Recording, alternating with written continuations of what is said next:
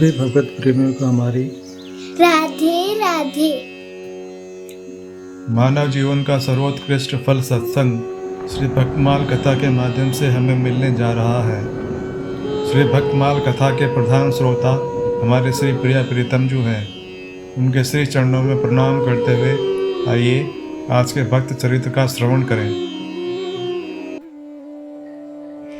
श्री विठल विपुल देव जी।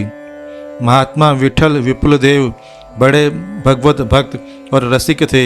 उनके नेत्र, कान और अधर आदि भगवान के रूप रस माधुरी से सदा संप्लावित रहते थे।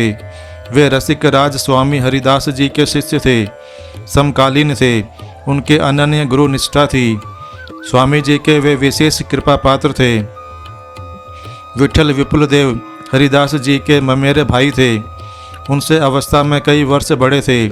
ये कभी कभी हरिदास जी के साथ उनके बाली अवस्था के समय भगवत लीला अनुकरण में सम्मिलित हो जाया करते थे। उनके संस्कार पहले से ही पवित्र और शुद्ध थे। 30 वर्ष की अवस्था में विठल विपुल देव वृंदावन गए। उन्हें कुंज कुंज में भगवान श्री कृष्ण की लीला माधुरी की सरस अनुभूति होने लगी। साथ ही साथ स्वामी हरिदास के संपर्क और सत्संग का भी उन पर विशेष प्रभाव पड़ा। अपने गुरु आसुधीर जी महाराज की आज्ञा से हरिदास जी ने उन्हें दीक्षित कर लिया। वे उनकी कृपा से वृंदावन के मुख्य रसिकों में गिने जाने लगे। वे परम उत्कृष्ट त्यागी और सुदृढ़ रसोपासक थे। दीक्षित होने के बाद उन्होंने वृंदावन को ही अपना स्थायी निवास स्थान चुना। संवत 1631 में स्वामी हरिदास के नित्य धाम पधारने पर संतों और महंतों ने उन्हें उनकी गद्दी सौंपी। बड़े आग्रह और अनुनय विनय के बाद उन्होंने उत्तराधिकारी होना स्वीकार किया। गुरु विरह के दुख से कातर होकर उन्होंने आंखों में पट्टी बांध ली थी।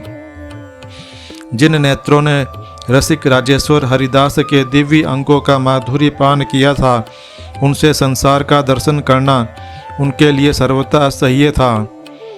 वे बड़े भावुक और सुहृदय थे। एक बार वृंदावन की संत मंडली ने रास लीला का आयोजन किया। सर्वसम्मति से महात्मा विठल विपुल देव को बुलाने का निश्चय किया गया। रसिक प्रवर व्यास जी के विशेष आग्रह पर वे रास दर्शन के लिए उपस्थित हुए। उनके नेत्रों से आंसुओं की धारा बह रही थी। शरीर वश में नहीं था। रास आरंभ हुआ। प्रिया प्रियतम की अद्भुत पद्मपुर ध्वनि पर उनका मन नाच उठा।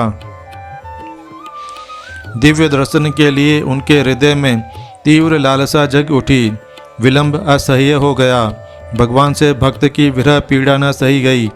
उनकी आह्लादिनी शक्ति, रसमयी रास स्थिति श्री रासेश्वरी ने कहा, मेरे दर्शन करो, मैं राधा हूँ।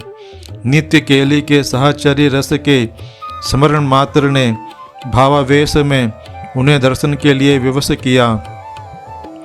उन्होंने पट्टी हटा दी। नेत्रों में रास रसिक शेखर नंद नंदन और राधा रानी का रूप देखा। वे खुले तो खुले ही रह गए। पट्टी अपने स्थान पर पड़ी रह गई। विठल विपुल देव ने रासस्थ भगवान और उनकी भगवत्ता स्वरूप साक्षात राधा रानी के दर्शन किए।